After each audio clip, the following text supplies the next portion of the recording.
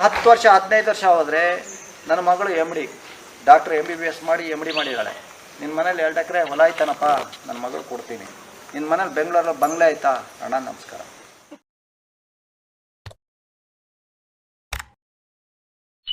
ಹೊಲದಲ್ಲೇನು ಮನೆ ಕಟ್ಟ್ರಿ, ಇದರಲ್ಲಿ ಎಷ್ಟು ಬೆನಿಫಿಟ್ ಇದೆ ಅನ್ನೋದು ಹೇಳ್ತೀನಿ ಕೇಳಿ ನಿಮಗೆ. ನಾನು ಭಾಳಷ್ಟು ಜನ ರೈತರು ಹೊಲಕ್ಕೆ ಕಳಿಸಿದ ಮೇಲೆ ಅವ್ರು ಹೇಳ್ತಾ ಇದ್ದಾರೆ ನನಗೆ 4-6 ವರ್ಷದಲ್ಲಿ ಅವ್ರೇನು ಹೇಳ್ತಾರೆ, ಸರ್ ಭಾಳ ಚೆನ್ನಾಗಾದ್ವಿ ನಾವು ನೀವು ಹೇಳಿದ ಸತ್ಯ ಇದೆ ಅದರಲ್ಲಿ.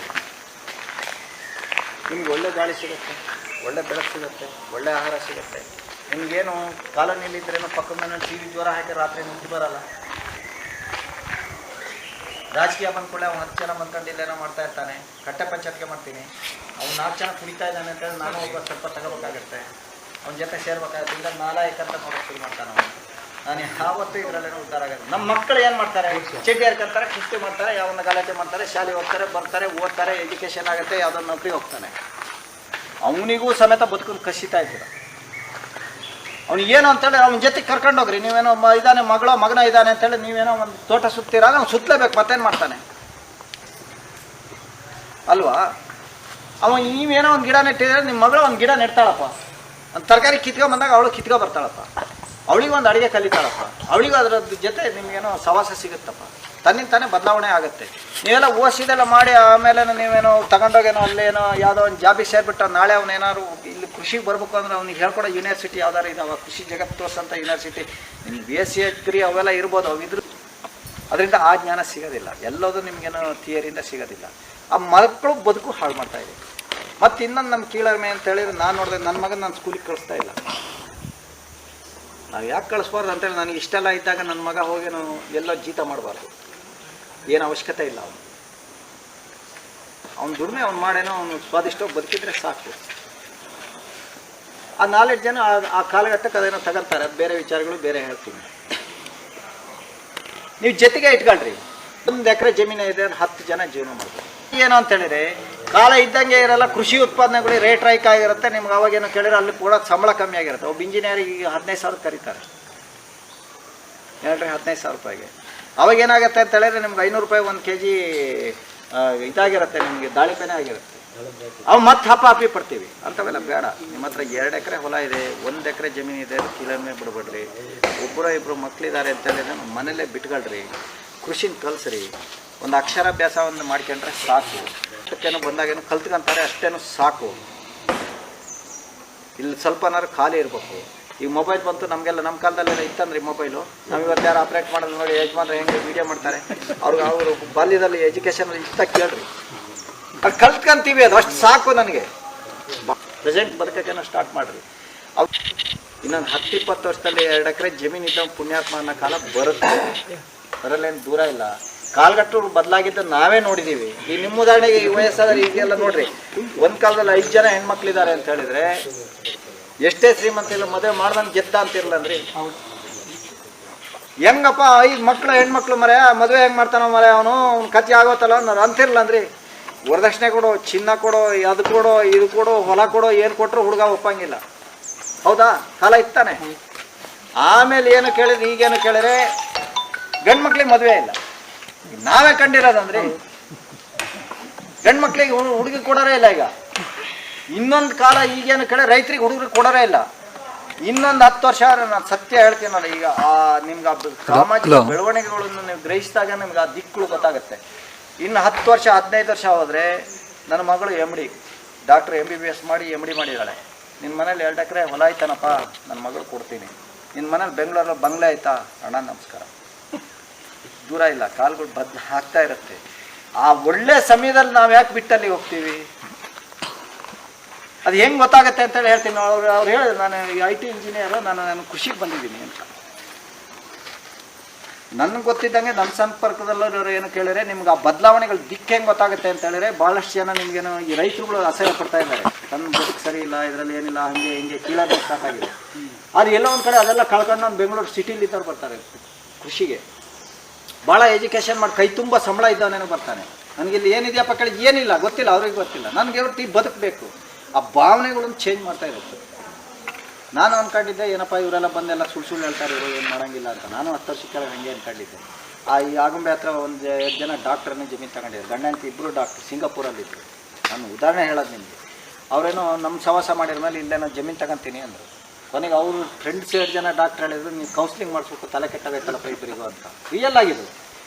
ಆಮೇಲೆ ಅವ್ರು ಬಂದರೆ ಏನು ಕಡಿತಾರೆ, 1 ತಿಂಗಳು 2 ತಿಂಗಳು ಇದ್ದತ್ಲ ಓಡಾಕ್ತಾರೆ, ಸುಮ್ಮನೆ ಇವರಿಗೆಲ್ಲ ಅಲ್ಲ ಅಂತ. ಆಮೇಲೆ ಈಗ ನೋಡಿ 7-8 ವರ್ಷ ಆತ, ಈಗ ನನಗಿಂತ ಸ್ವಾದಿಷ್ಟ ಕೃಷಿ ಮಾಡ್ತಾರೆ. ಅವ್ರಿಗೆ ಹೈಫೈ ಬಟ್ಟೆ ಬೇಕು ಅಂತಿಲ್ಲ, ಅದನ್ನೆಲ್ಲ ಅನ್ಭವಿಸಿ ಬಂದ್ಯಾರು ಅವರು. ಅವ್ರಿಗೆ ಇದು ಮಜಾ ಕೊಡೋಕೆ ಶುರು ಮಾಡಿದೆ. ಅವ್ರು ಬೆಳೆದಿದ್ದು ಅವರೇ ತಿಂತಾರೆ, ನಾವು ಕೈಚೀಲ ಹಿಡ್ಕೊಂಡು ಹೋಗ್ತೀವಿ. ಅವ್ರು ನೋಡಿರೋ ಅವ್ರು ಅಷ್ಟು ಸೊಪ್ಪು ಸದಾ ಎಲ್ಲ ಅಡುಗೆ ಮಾಡೋಕೆ ಕಲ್ತಿದ್ದಾರೆ. ಅವ್ರು ಬೆಳೆದಿದ್ದು ಅವರೇ ತಿಂತಾರೆ, ಭಾಳ ಚೆನ್ನಾಗಿದ್ದಾರೆ ರೀ. ಬಿಟ್ಟೋಗಲ್ಲ ಅವರು, ಬಿಟ್ಟೋಗೋದಿತ್ತಲ್ಲ. ಮಕ್ಳಿಗೆ ಏನಕ್ಕೆ ಎಜುಕೇಷನ್, ನಮ್ಮ ತೋಟನೂ ಕೆಲ್ಲೆ ಅಂತಾರೆ. ಅಂಥವ್ರು ಭಾಳ ಜನ ಬರ್ತಾ ಇದ್ದಾರೆ. ಅದು ಅರ್ಥ ಏನು ಅಂತೇಳಿ ನಿಮ್ಗೆ ಕಾಲಘಟ್ಟ ಬದಲಾವಣೆ ಆಗ್ತಾಯಿದೆ, ಸಾಮಾಜಿಕ ಬದಲಾವಣೆ ಇದು ಅಂತ. ಇನ್ನೊಂದು 20 ವರ್ಷ ಅಂತ ಹೇಳಿದ್ರೆ ನಿಮಗೆ ರೈತರ ಎಲ್ಲ ಮಾಲ್ಗಳಿಗೂ ಬೆಲೆ ಬರುತ್ತೆ. ಎಷ್ಟು ದಿನ ಭಾಳ ದಿನ ಮೋಸ ಮಾಡೋಕ್ಕಾಗಲ್ಲ ಯಾರಿಗಾದ್ರು ಇನ್ನೊಬ್ಬನಿಗೆ. ಇದಕ್ಕೆಲ್ಲಕ್ಕೂ ನಿಮ್ಗೆ ಒಳ್ಳೆ ಬೆಲೆಗಳು ಬರುತ್ತೆ. ಕೃಷಿ ಜಗತ್ತು ಚೆನ್ನಾಗೂ ಇರುತ್ತೆ. ಇದು ಅಪನಂಬಿಕೆಯಲ್ಲಿ ನೋಡ್ಬೇಡ್ರಿ. ನಿಮ್ಮ ಮಕ್ಕಳೇನಾರು ಇದ್ದರೆ ನಾನು ಓದಿಸಿ ಇಂಜಿನಿಯರ್ ಮಾಡ್ತೀನಿ ಅನ್ನೋ ಭ್ರಮಿಂದ ಹೊರಗಡೆ ಬರ್ರಿ. ಅವನ ಹತ್ರ 10 ತೆಂಗಿನ ಗಿಡ ನಡೆಸ್ತೀನಿ ಅಂತ ಹೊಂಡ್ರಿ, ಒಂದು 10 ಅಡಿಕೆ ಗಿಡ ಸಾಕ್ತೀನಿ, ಒಂದು 10 ಹಣ್ಣಿನ ಗಿಡ ನಡೆಸ್ತೀನಿ ಅಂತ ನಡೆಸ್ರಿ. ಅವನಾದ್ರೂ ಬದುಕ್ತಾನೆ. ಆ ಬದುಕೇನು ದೂರ ಇಲ್ಲ. ಈಗಲೇ ನಿಮ್ಗೆ ಗೊತ್ತಾಗುತ್ತೆ ಕೃಷಿ ಉತ್ಪನ್ನಗಳು ಈಗ ಆನ್ಲೈನ್ಗಳು ಶುರುವಾದವು. ಈಗೇನು ಮಧ್ಯವರ್ತಿಗಳು ಬೇಡ ಅಂತೇಳಿ ಏನೋ ಬೆಳೆದ್ರೆ ಅವನೇ ವಾಟ್ಸಪ್ಪಿಗೆ ಏನಬೇಕು ಹಾಕ್ತಾನೆ. ಅದಕ್ಕೆ ಬೇಕಾದ್ರೆ ಅವರೇ ಎಲ್ಲ ಬಂದು ಕೊಂಡ್ಕೊಂಡು ಹೋಗ್ತಾರೆ. ಆ ಕಾಲ ಬರುತ್ತೆ. ನೀವು ಪ್ರತಿಯೊಂದು ನೀವು ಬೆಳೆದಿದ್ದೇನೆ ಇನ್ನೊಬ್ಬನಿಗೆ ನೀವೇ ಕೊಡೋಂಥ ಕಾಲ ಬರುತ್ತೆ. ಈ ಕಾಲಘಟ್ಟದಲ್ಲಿ ಯಾಕೆ ಭೂಮಿ ಬಿಟ್ಟು ಹೋಗ್ತೀರಾ? ಈ ಕಾಲಘಟ್ಟದಲ್ಲಿ ಯಾಕೆ ಮಕ್ಕಳಿಗೆ ಎಜುಕೇಷನು ಅಂತೀರ? ಮಕ್ಕಳಿಗೆ ಕೃಷಿ ಕಲಿಸಿ ಸಾಕು. ಆ ಕೀಳರಿನಿಂದ ಹೊರಗಡೆ ಬನ್ನಿ, ಅದರಲ್ಲೇನು ತಲೆ ಕೆಡ್ಸ್ಕೊಳಂಗಿಲ್ಲ. ನಾನೇನು ಅಂತೇಳಿದ್ರೆ ಈಗ ನಾವು ಸ್ವಾಭಾವಿಕ ಕೃಷಿ ಮಾಡ್ತೀನಿ. ನೀವು ನಂಬ್ರಿ ಬಿಡ್ರಿ, ನೋಡ್ಕೊಂಡು ಹೋಗ್ರಿ ಒಂದ್ಸರಿ. ನಮಗೀಗೇನು ಕೇಳಿದ್ರೆ ಇಳುವರಿ ಎಲ್ಲದೂ ಅಧಿಕ ಇಳುವರಿ. ನಾನೊಂದು 30 ವರ್ಷದಿಂದ 1 ಮಿಲಿ ವಿಷ ಆ ಗೇಟು ಮುಂಚೆ ದಾಡ್ಸಲ್ಲ, 1 ಕಿಲೋ ಗೊಬ್ಬರ ತಂದಿಲ್ಲ. ಗೌರ್ಮೆಂಟ್ ಗೊಬ್ಬರನ ರಾಸಾಯನಿಕಗಳನ್ನ 1 ಕಿಲೋ ತಂದಿಲ್ಲ. ನೀವು ನಂಬ್ರಿ ಬಿಡ್ರಿ. ಒಂದು 5 ವರ್ಷ ನನಗೇನು ವಾಪಸ್ ಬೇಕು ಸ್ವಲ್ಪ. ಆಮೇಲೆ ಬದಲಾವಣೆಗಳು ಸ್ಟಾರ್ಟ್ ಆಗ್ತದೆ. 20 ವರ್ಷದ ಮೇಲೆ ನಿಮಗೆ ನನಗೂ ಅನಿಸುತ್ತೆ ಇಷ್ಟೆಲ್ಲ ಬದಲಾವಣೆ ಅಷ್ಟು ಬೇಕು ಅಂತ ಇರಲ್ಲ ನನಗೆ. ಆದರೆ ನಾನು ಏನು ಅನಿಸಿಕೆ ಇತ್ತು ಅದರ 10 ಪಟ್ಟು ಜಾಸ್ತಿ ಬದಲಾವಣೆ ಆಗ್ತದೆ ಭೂಮಿ. ಏನು ತಲೆ ಕೆಡಿಸ್ಕೊಬೇಡ್ರಿ ನೀವು. ಇಲ್ಲಿ ನಮ್ಮಲ್ಲಿ ಏನು ಕೇಳಿದ್ರೆ ಒಂದು ತೆಂಗಿನ ಹೆಡ್ಲು ಬಿದ್ದೇನೋ 1 ವಾರದಲ್ಲಿ ಕೊಳತೇನೋ ಕೇಳಿದ್ರೆ ಗೊಬ್ಬರ ಆಗುತ್ತೆ. ಅದು ಏನಿಲ್ಲ. ನಿಮಗೆ ಭೂಮಿ ಇದೆಯಲ್ಲ, ನಿಮ್ಮ ಶರೀರ ಇದ್ದಾಗ ಮಣ್ಣು, ನಮ್ಮ ಶರೀರ ಇದೆಯಲ್ರಿ, ಆ ರೀತಿ ಈ ಮಣ್ಣು ಇರಲೇನಿಲ್ಲ. ನಮ್ಮ ಶರೀರ ಇದ್ದಂಗೆ ಅದರಲ್ಲಿ ಜೀವ ಇದೆ ನೋಡಿ. ನಮ್ಗಳ ಒಂದು ಆತ್ಮ ಇದೆಯಲ್ಲ, ಅದೇ ನಿಮಗೆ ಭೂಮಿ ಮೇಲಿರೋಂಥ ಎಲ್ಲ ಜೀವ ಅನ್ನೋದು, ಜೀವಿಗಳು. ಅದರಿಂದನೇ ನಡೆಯೋದಿದೆ. ಮಣ್ಣಿಂದ ಏನೂ ನಡೆಯೋದಿಲ್ಲ. ಮಣ್ಣಲ್ಲಿ ಏನೂ ಇಲ್ಲ. ಅದು ಹೆಂಗಾಗುತ್ತೆ ಅಂತ ಹೇಳಿದ್ರೆ, ನಮ್ದೀಗ ಒಂದು ತೆಂಗಿನ ಹೆಡ್ಲು ಬಿತ್ತು ಅಂತ ಹೇಳಿದ್ರೆ ಅದು ವಾತಾವರಣದಲ್ಲಿ ಇದನ್ನೆಲ್ಲ ಕಲೆಕ್ಟ್ ಮಾಡುತ್ತೆ. ಎಲ್ಲ ಬೇರಿಂದ ತಿನ್ನುತ್ತೆ, ತಿಳಿಬಿಟ್ರಿ ನೀವು. ವಾತಾವರಣದಲ್ಲಿ ಇದನ್ನು ಕಲೆಕ್ಟ್ ಮಾಡುತ್ತೆ. ಆ ತೆಂಗಿನ ಹೆಡ್ಲು ಕೆಳಗೆ ಬೀಳುತ್ತೆ. ಬಿದ್ದುಕೊಳ್ಳೆ ಇಲ್ಲೇನು ಕೇಳಿದ್ರೆ ನಿಮಗೆ ಭಾಳಷ್ಟು ನಿಮಗೇನು ವೈರಸ್ಗಳು, ಬ್ಯಾಕ್ಟೀರಿಯಾಗಳು ಇವೆಲ್ಲ ಇರುತ್ತೆ. ಬಂದು ಏನಾಗುತ್ತೆ, ಹುಲ್ಲೆಲ್ಲ ಮುಚ್ಕೊಳ್ಳುತ್ತೆ. ಮುಚ್ಚಿ 1 ವಾರಕ್ಕೆ ಏನು ಕೊಳಿಸಿ ಹಿಂಗೆ ಮೆದುವಾಗುತ್ತೆ ಗುರಿ. ಅದು 1 ತಿಂಗಳಲ್ಲೇನೋ ಮತ್ತೆ ಮಣ್ಣಾಗುತ್ತೆ, ಮತ್ತೆ ತೆಂಗೇನು ತಿನ್ನುತ್ತೆ ಅದನ್ನು. ಇದನ್ನು ಚೈನ್ ತಿರುಗ್ತಾ ಇರುತ್ತೆ ಅಷ್ಟೇ. ನೀವು ಈ ಭೂಮಿಲಿ ಸೂಕ್ಷ್ಮ ಜೀವಿಗಳು ಇಲ್ಲ ಅಂತೇಳಿದ್ರೆ, ಇದು ನೀವು ಖಾಲಿ ಭೂಮಿ ಮಾಡಿರಿ ಅಂತೇಳಿದರೆ ಅವೆಲ್ಲ ಸತ್ತೋಗೋದ್ರಿಂದ ಅಂತೇಳಿದ್ರೆ ನಿಮಗೇನೋ ಆ ತೆಂಗಿನ ಹೆಡ್ಲು ಬಿದ್ದು ಕಟ್ಟಿಗೆ ಆಗುತ್ತೆ. ನೀವೊಂದು 15 ದಿವಸ ಒಣಗಿದ್ರೆ ಕತ್ತಿಲಿ ಕಡಿಯೋಕ್ಕಾಗಲ್ಲ, ಅದು ಕಟ್ಟಿಗೆ ಆಗುತ್ತೆ. ನೀವು ನೋಡಿರ್ಬೋದು ರಾಯಲಸೀಮೆಗಳಲ್ಲಿ. ಹೌದಾ?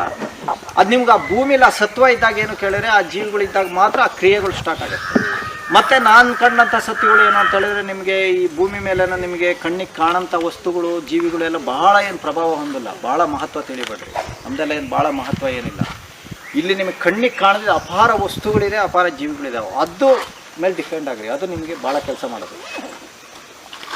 ಈ ಉದಾಹರಣೆಗೆ ನೋಡ್ರಿ, ಈಗ 1000 ಲೀಟ್ರ್ ನೀವೇನೋ ಹಾಲಿಟ್ರಿ, ಇಷ್ಟು ಮಜ್ಜಿಗೆ ಹಾಕ್ರಿ, ಬ್ಯಾಕ್ಟೀರಿಯಾ ಬೆಳಗಾಗಷ್ಟು ಅದಷ್ಟು ನಿಮ್ಮ ಬ್ಯಾಕ್ಟೀರಿಯಿಂದ ಗೆಡ್ಡೆ ಆಗುತ್ತೆ.